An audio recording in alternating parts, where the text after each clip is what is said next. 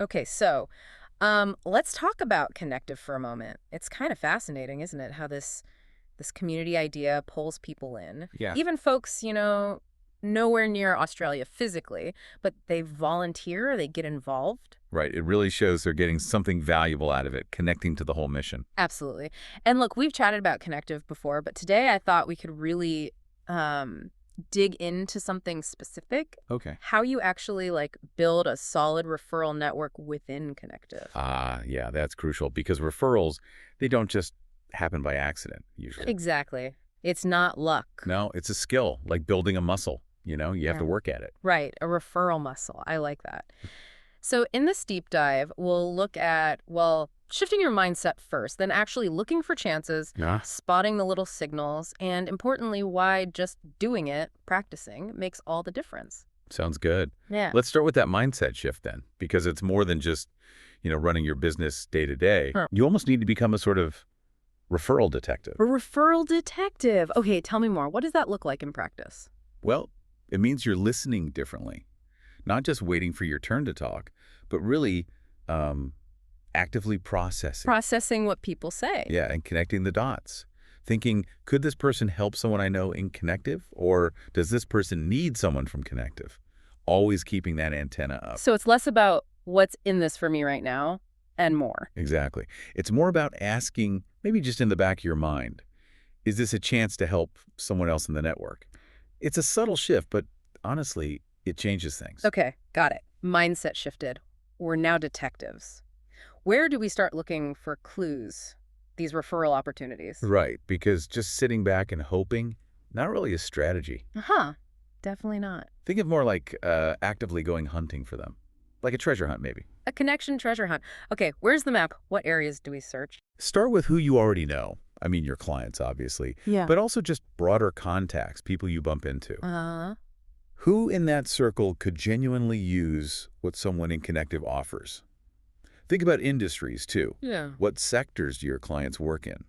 Often there are natural links there. Okay, existing network, client industries. And just think back over recent chats. Yeah. Anyone mention they're stuck on something? Or have a goal they're struggling with? Maybe a Connective member is the answer. So it's about being like helpfully nosy, curious about people's challenges. Exactly. Helpfully nosy, I like that. Yeah. You're sort of developing this mental matchmaking instinct, Yeah. always scanning for ways to connect the dots for people using the Connective network. Mental matchmaker. Okay, that makes sense. So we're actively looking, trying to matchmake. But how do you know when it's actually a referral moment? It's not always obvious, right? They don't always say, I need a referral. No, definitely not. Yeah. And that's where you need to strengthen your, let's call them referral receptors, tune your mental radio. Tune the radio. Okay. Right How? What are we listening for? It's often in everyday language. Think about phrases like, oh, I'm just swamped with X, or I'm looking for someone who can do Y, or even just, You know anyone who? exactly, or, ugh, I had such a nightmare experience with Z, or, I've been meaning to get help with that for ages. Right, those little signals of pain or need. Precisely. They're not just throwaway comments. They're often flags. Real needs hiding in plain sight. And that's your cue. Your cue to think. Connective. Yes.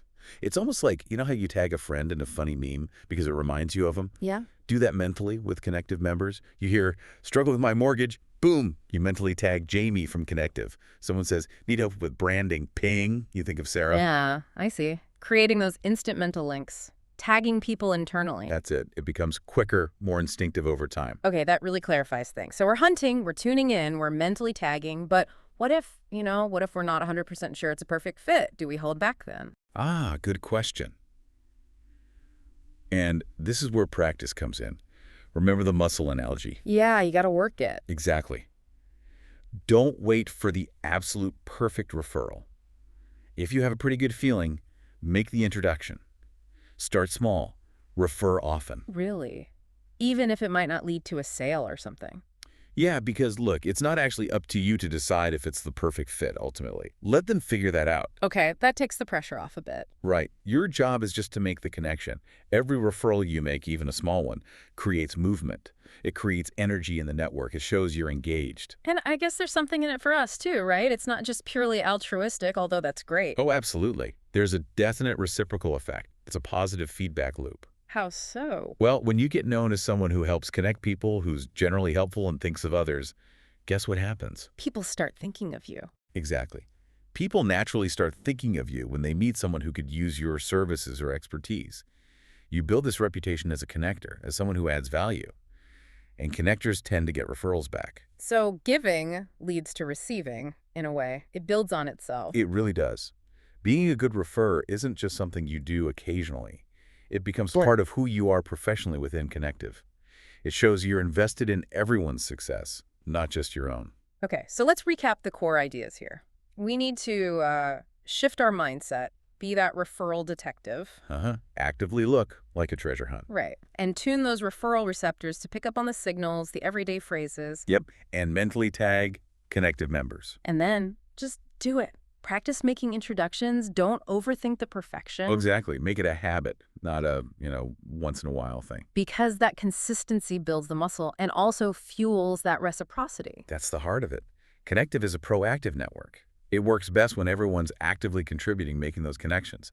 The whole system gets stronger. It makes sense. The more you put in terms of building bridges for others, the more robust and useful the network becomes for everyone, including yourself. Couldn't have said it better.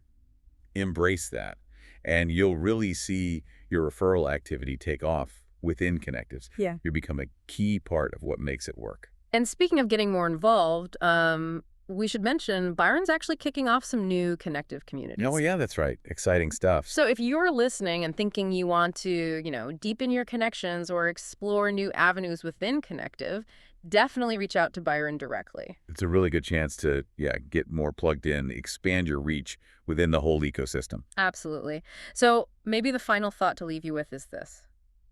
Just think about the power in simply making a connection, the ripple effect.